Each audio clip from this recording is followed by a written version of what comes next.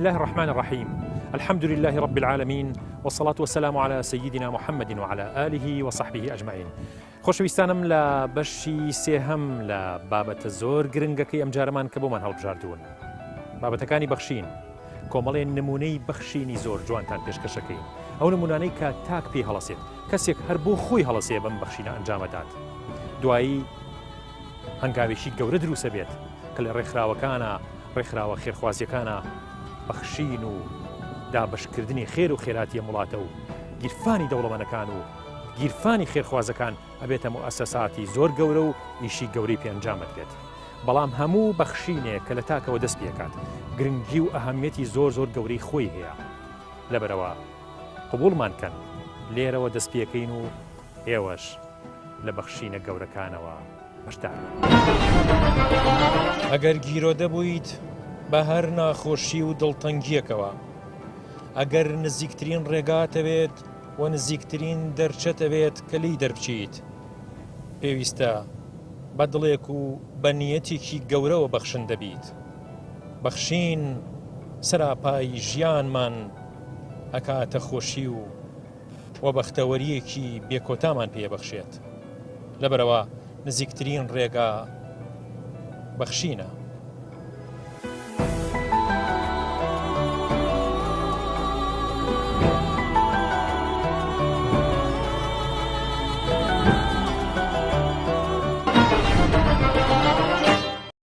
دەستەواژەیەکی جوان هەیە، ئینەما تحفەظ الئەموال بالصەدەقات.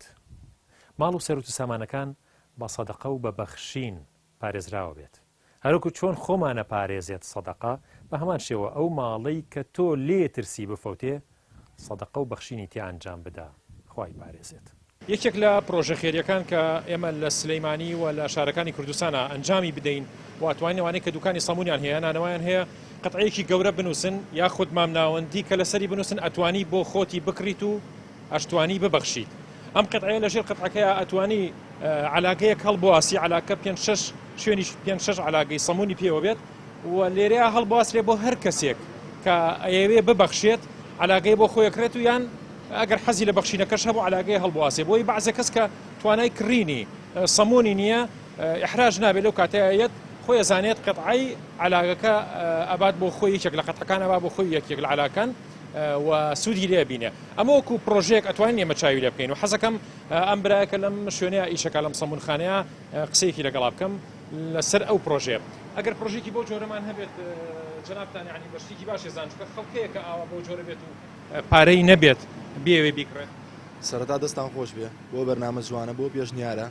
بەڵێ بەڕاستی بەلای منۆ پرۆژەیەکی جوانە و پێویستە نەک لە سەمونخانە و لە نانەوەخانەکانە لە هەموو شوێنەکە ئەو شتانە بکرێت، چونکە ئێستامە بەنسبەت خۆمانەوە خەڵک زۆرەیە بۆ لامان کە پارەی پێ نییە. ئەمەش بەدەست خۆی نییە، زۆر جار احتیاج بێ ناتوانێت سەمونەکە بەرە، یان لێوە سەیرەکە یان کەسی تر هەیە بۆ یەکڕێیات هێ بە زۆری، عەرەبی تایە، کوردی تایە، هەموو هاوزمانەکانی تایە. بەلای منۆ پرۆژێکی جوانە لە هەموو شوێنەکانە بکرێ، دەستان خۆش بێ. زۆر سپاس بۆ ئەم بەڕێزەمان. خۆزگا ئەکرا لە سەمونخانەکانی کوردستانە، ئەمە وەکو پێشنیارە ئێمە پێشکەشیەکەین کە لە سەمونخانەکان لە ناوەخانەکان بەم جۆرەوە پرۆژێکی ئاسانی شەو ئەتوانێت بە کولفەیەکی زۆر زۆر کەم ئەنجام بدرێت.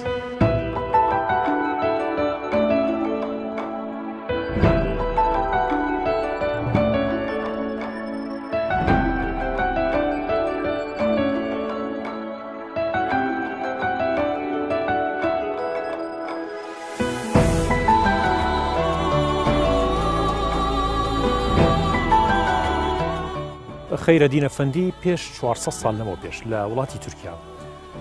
ئەم پیاوە بە جوهد و توانای خۆی گەورە خستیە دڵیەوەکەوە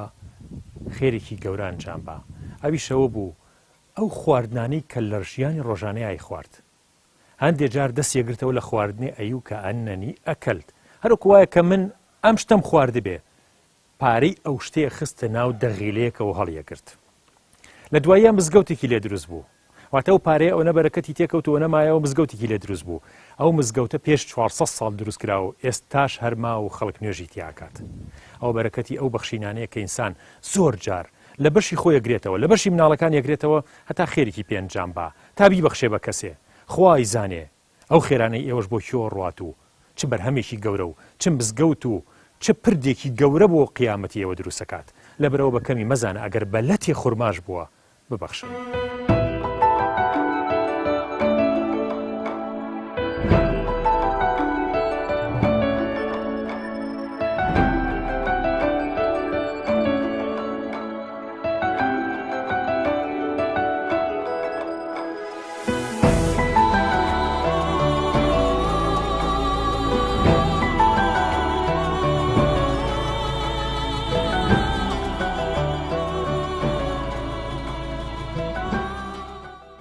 خۆشەویستان ئێمە لە بەردەم ئەو پردەیەن کە ئێستا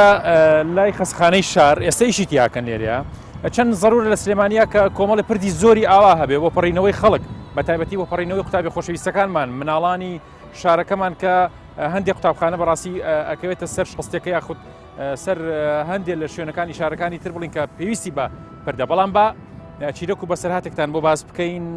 دەربارەی پیاوێکی خێرخواز کە هەوڵ و ماندووبوونی خۆی یاخود خزمەتی خۆی لە دروستکردنی ئەم جۆرە پردانە و هەروەها یارمەتێکی زۆر ناوازەی قوتابیان و خوێندکارانمان لەگەڵمان بن مەیگۆڕن شتێکی جوانتان پێشکەشەکەین.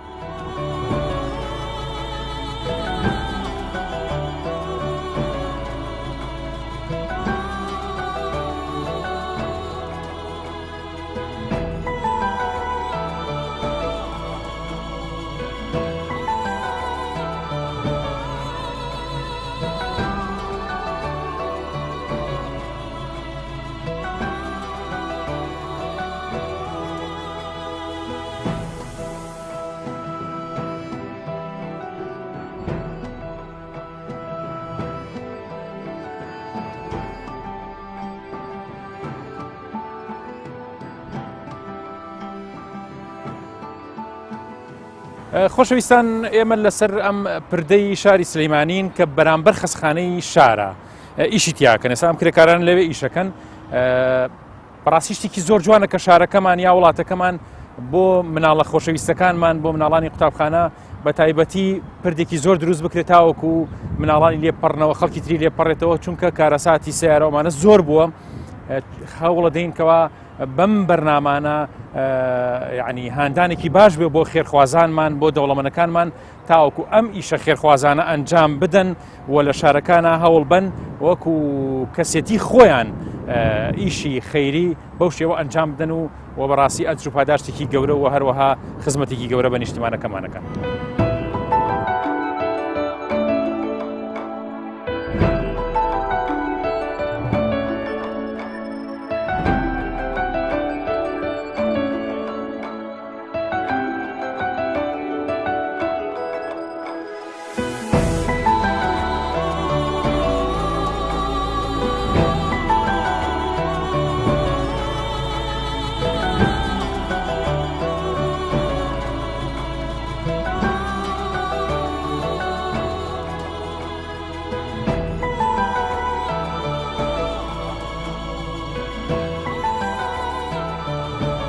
خۆشەویستان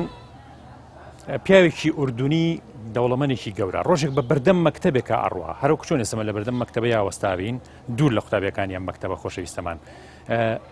ئەدا لە مناڵێک لە نەتیجەی ئەم کارەساتەکە بە سەریایەت هەوڵەدات کەوا چاکەیەکی بەردەوامی هەبێت و خێرخوازیە بۆ شار و وڵاتەکەی خۆی لە ئوردونا بنیاد بنێ ئەویشەوەیە کە هەموو ڕۆژێک ژمارەیەکی زۆر لەو قوتابیانە بەپێی ئەو سیارەی کە هەیەی هەموو ڕۆژێک چنێک قوتابی ئەگرێت سیارەکەی ئەگەێنێ بۆ ماڵەوە بۆ ماڵەکانی خۆیان و تەوزیعیانەکە بەسەر ماڵەکانیانە تاوەکو وەکو چاکەیەکی بەردەوام 30 ساڵ لەسەر ئەم ئەخلاق و ڕەوشتە جوانە بەردەوامە بێت دوایی زۆر دەوڵەمەندە بێت کە دەوڵەمەندە بێت ئەچێت سێجێ سەر یا چوارجێ سری دروستەکە لە ئوردون کە یەکێکیان بەناوی خۆیەتی بۆ ئەوەی کە مناڵان کاتێک لە شەقامەکانە پەڕنەوە تاوەکو بتوان بە ئاسانی بپەڕنەوە وەکو ئاسوودەکردنی ویژدانی خۆی و دین و ئیمانی خۆی ئەم کردەوە جوانە ئاکات کە نمونەیەکی زۆر جوانە بۆ خێرخوازانی وڵاتەکەی ئێمەشکە هەمیشە لە کاتێکە ئەگەر هەڵەیەکی بچووکیشمان لە دەست دەربچێت ئەگەر بە عەمدی بێ یا غەیرە عەمدی بێ بتوانین چاکەیەکی ئاوە بەردەوام و جوانی تیا ئەنجام بین بۆ ئەم مناڵە خۆشەویستانەمان مناڵانی وڵاتەکەمان ئینشاءڵڵا مستەقبەلی دواڕۆژی ئەم وڵاتە خۆشەویستەی ئێمەن. چۆن باشن؟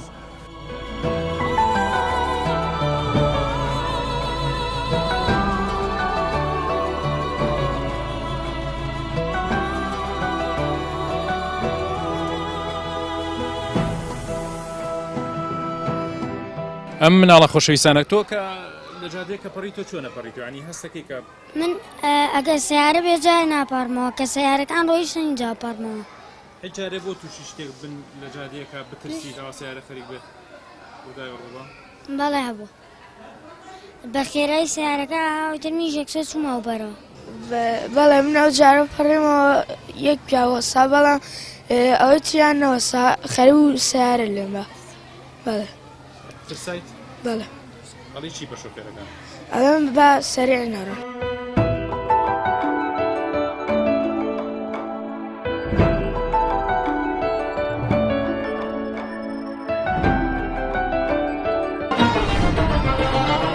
چیرۆک و بەسەرهاتەکانیان دڵتەنگیت ناهێڵێت ئەوەی ئامانجی ئێمەیە لەم بەرنامەیە ئەوەیە لە هەموو تونەی لە تاریکەکانی ژیانە ئەوەتان پێ بڵین کە ڕووناکیەک لەو سەری تاریکیەکان هەیە و دڵخۆشیەک هەمیشە ئاوێزانی ناخۆشیەکان بووە چکە ئینە مع العسر یوسرا بەسەرهاتەکان ئەومان پێڵێت کە ژیان هەمیشە چیرۆکەکانی پڕ لە پەندی گەورە گەورە بۆ مرۆڤەکان و پێویستە مرۆڤەکان زۆر جوان لە پەندەکانی ژیان و لە بەسەرهاتەکان و لە هەنگاوەکانی قەدەر تێبگەن لەبەرەوە هەر کاتێ دڵتەنگیت هەبوو هەوڵ بدە دڵتەنگیەکەت نەهێڵی دڵت تاریک داهات بزانە کە دوای تاریکی خۆشی دێت دوور مەڕۆن هەمیشە ئێمە لەگەڵ ئێوە یاین و هەمیشەم بەرنامەیە ساڕێژی برینە جستەیی و ڕۆحیەکانمان لەم بەرنامەیە بەدیەکەن دڵخۆشین بەوەی کە بەردەوام لە خزمەتەوەی بەڕێز و خۆشەویستا بین و بەردەوام لە هەموو ناسۆر و ناڕەحەتیەکانە دەستێکی مێهرەبانی و مەحەبەت بین لە خزمەت ئێوەی ئازیز و خۆشەویستە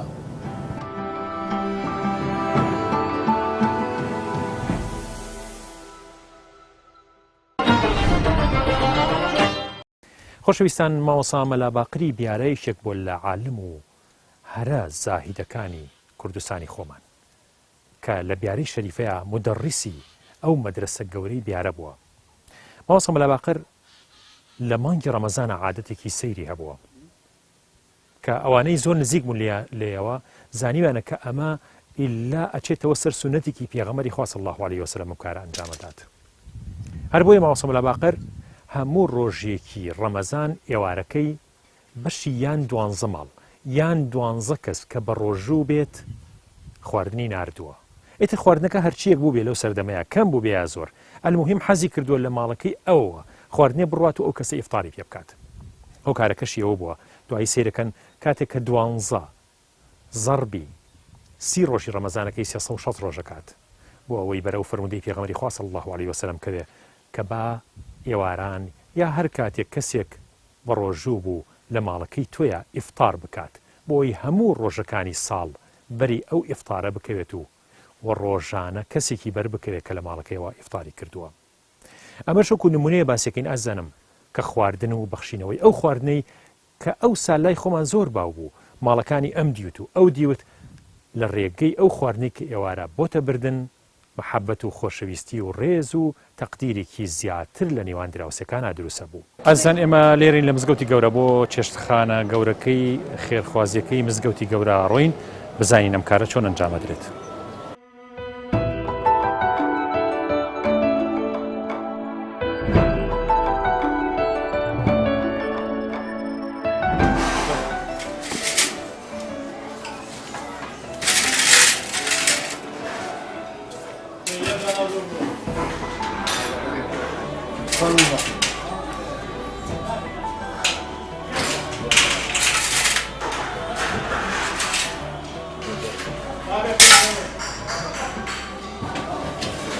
کاک ئیقبال وەکو سەرپەرشتیاری ئەم کارە لە ناو مەتبەخەکەیە و چێشت لێنەرە لێرە کاک ئیقبال حەزەکەین پێمان بڵێ ئەم کارە چەندێکە بەردەوامە و چۆن ئەم ئیشاکرێت ئەم کارە لە زمانی کاک ئەحمەدی شێخەوە بەردەوامە بەڵام بە تایبەت لە دوای ڕاپەڕینەوە تا تقریبا 2000ەکان جمعان و سێشەمان بۆیە تر لە دوای ئەوە بۆ بە هەموو ڕۆژێک هەموو نێوڕێک خواردنمان هەیە وەکو ئەوەی هیچ کەسێک دیاریکراوی لە پشتەوە نییە یان لایەنێک یان کەسێکی سیاسی یان شتێک هەمووی خەڵکی خێرخوازە هاوکاری مەطعەماکەن و ئێمەش هەڵەسین بە لێنانی چێشتەکە چەند کەسێکین لێرە ئەم منجەڵە گەورەی سەلێرا ئێوە کە برنجی تیالێنێن چەندێک ڕۆژانە برنج ئەگەر ڕۆژێک برنج بێت لێنێن ئەمە بە تایبەت ڕۆژانی جمعە 150 کیلۆ لێ ئەنرێت بەڵام ئەو ڕۆژانی مەسەرەن ڕۆژێکمان لە بڵێن ڕۆژانی دووشەمە مریشکی لەگەڵایە 100 کیلۆ برنج لێ ئەنین ڕۆژێکی کەمان هەیە لە هەفتەکەیە برنجی سادەی 85 کیلۆ لێ ئەنی یازە گۆڕێت چەند کەس نانەخوا کاک وڵی تەقدیری ئتر لە پشتی 1000 نەفەرەوە نان ئەخرێ بە تایبەت بەڵێ بەڵام بە تایبەت جمعان ئەچێتە پشتی 1500 نەفەریشەوە ئەتوان یعنی خواردنی ئەو 1500 کەسە دابین بکەن بەڵە لەخوا بەزیابێ هیچ زۆر بێ مشکلین لەو بوارەوە کاک ئیقبال ئەکرێ ینی دەوڵەمەنەکان چەندێکن 50 کەس 10 کەس 20 کەس یعنی بەشداری لەماکەن لە ڕەمەزانە زیاترە لە ڕەمەزان و مانگی لەدایکبوونی پێغەمبەر صلی الله علیه و سلم زیاترە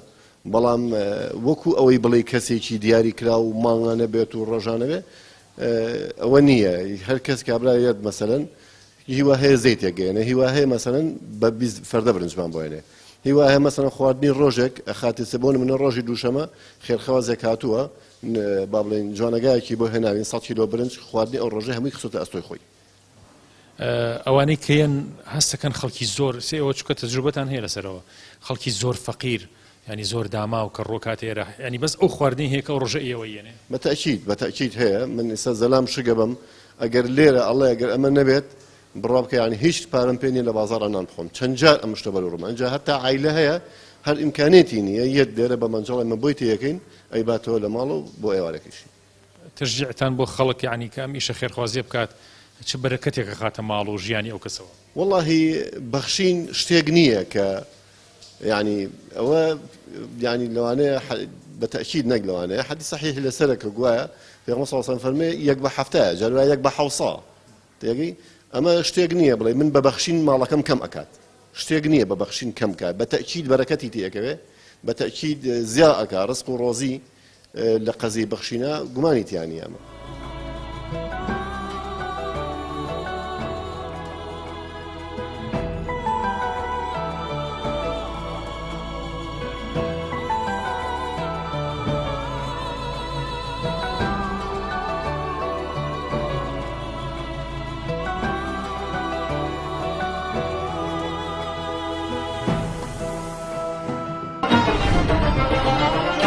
پێغەمبەری خوا صلی الله عليه وسلم فەرمێ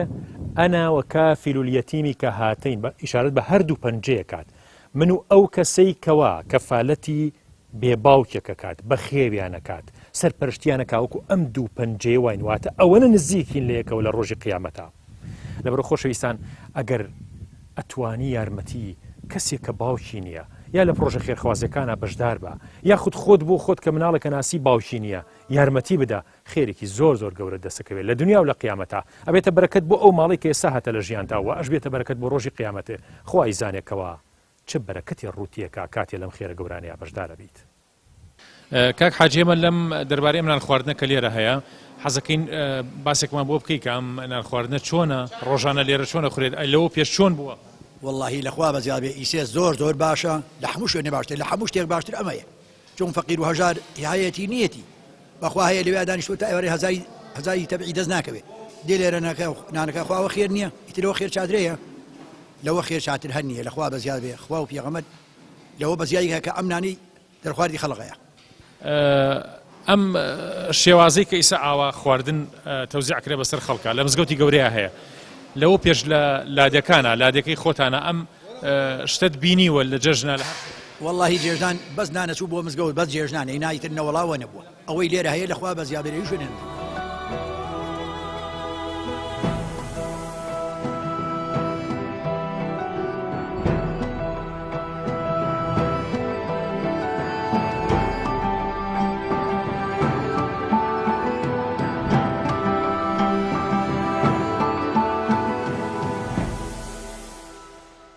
لە دێر زەمان لە ئەستەمبوڵی پایتەختی تورکیا مزگەوتێکیان دروست کرد لە گەڕێکەکە خەڵکی گەڕەکەکە زۆر ئیماندار و موسڵمان بوون لەگەڵ دروستکردنی مزگەوتەکەیە لە حەوشی مزگەوتەکە لە سوچیکیا کوپێکیان دانا لە شوێنێکی پەنایە بوو بۆ ئەوەی کە سەدەقە و پارەی تێبکەن بڕیاریان نا بەنهێنی بێت و هەر کەسە بۆ خۆی چەندێکی پێکرا ماڵانە بێ هەفتانە بێت ساڵانە بێت چەندێک ئەتوانێ پارەی تێبکە و خەڵکی ئەو گەڕەکە بتوان لی سوودمەند بن ئەوانەی کە هەژارن ئەوانەی کە کرێچین و ناتوانن کرێبن ئەوانەی کە ژنیان هێناوە و ناتوانن ژیان بەرنەسەر بۆ هەر کەسێک کە محتاجی یان نەخۆشیەکی هەبێت بچێت بەبێ ئەوەی کەس پێی بزانێ و کەسیش ئاگای لێبێ لە کوپەکە پارە دەربێنێت و بەشی مەسرفی خۆی لێ ببات. ئەم کوپەڵە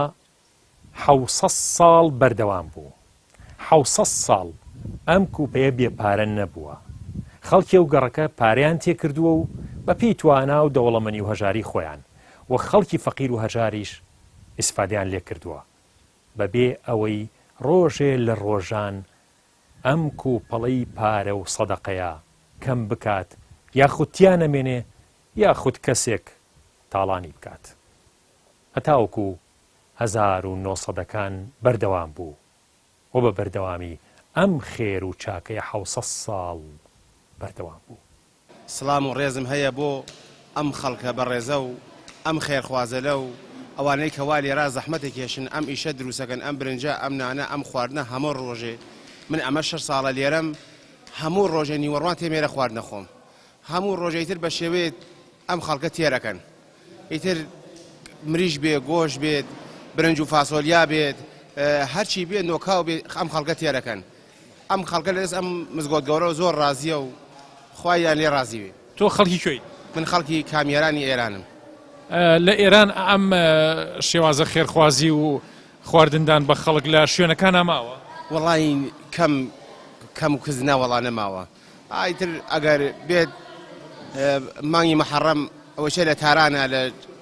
شارە گەورەکانە ئەوانە هەیە ئیتر نەوەڵا لە ناو کوردەکانە ئەم فەقیرانە نییە نەوەڵا. جیهانێکە لە ڕێگەی بەخشینەوە دروستە بێت. هەست و نەست و مەشاعری زۆر زۆر گەورە دروستەکات مەگەر ئەو کەسانە خۆیان هەستی پێ بکەن کە بەخشن. ئەم نانخواردنە تۆ هەموو ڕۆژەیە بۆ ئێرە ئەزانی کی ئەم خواردنە دروستەکە ئەزانی کی ئەیە پێتان ئەم یعنی کەس هەیە بڵێ کاکە ئەمە خواردنی منە بۆ ئێوەیە؟ وەڵای ناوەڵا بەس خێرومان هەیە یاخۆ مەڵێ ناوا بێ من ڕۆژانەیە بۆ ئێرە وڵای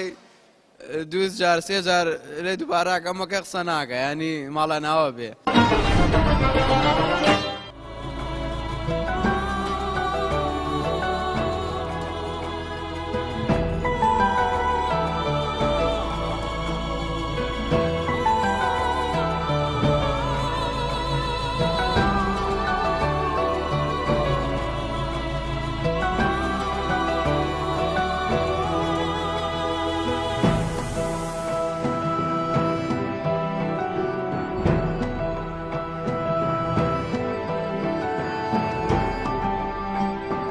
شێخخانم یەکێکە لەو پیاوانەی کە کۆمپانیایەکی گەورەی بەخێوکردنی ئاژەڵی هەیە لە یەکێک لە وڵاتەکانی خەلیج و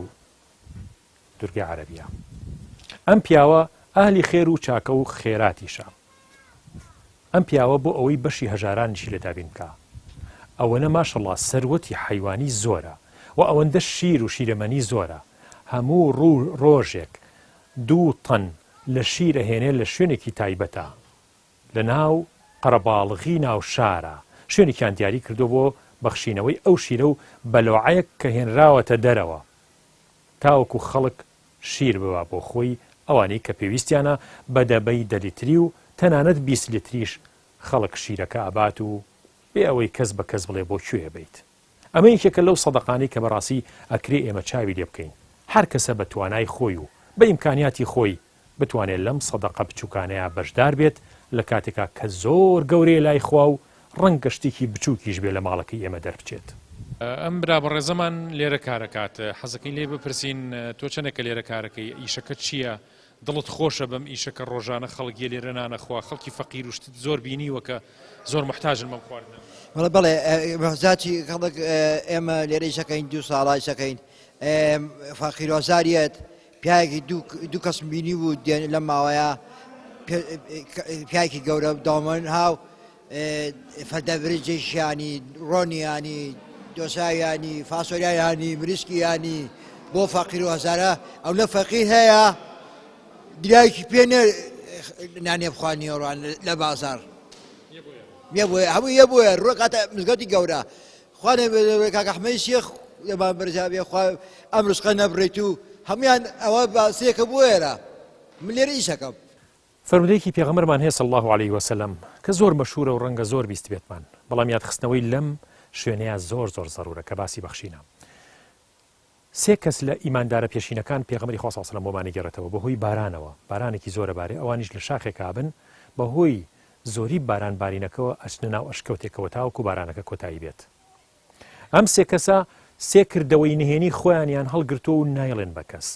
باسی ئەوەیە کە کردەوەکانتان ئەگەر دەستی ڕاستە سەدەقەیەکی کرد پیان سەڵمە فەرمی با دەستیشە بە پێی نەزانی یعنی هەموو شتێکەمانە بانهێنی بێت ئەم ستیانە هەرچەند ڕەنگە زۆر ڕەفیق بووبن بەڵام بەو کردەوە نهێنیە کە ئێستا باسیەکەن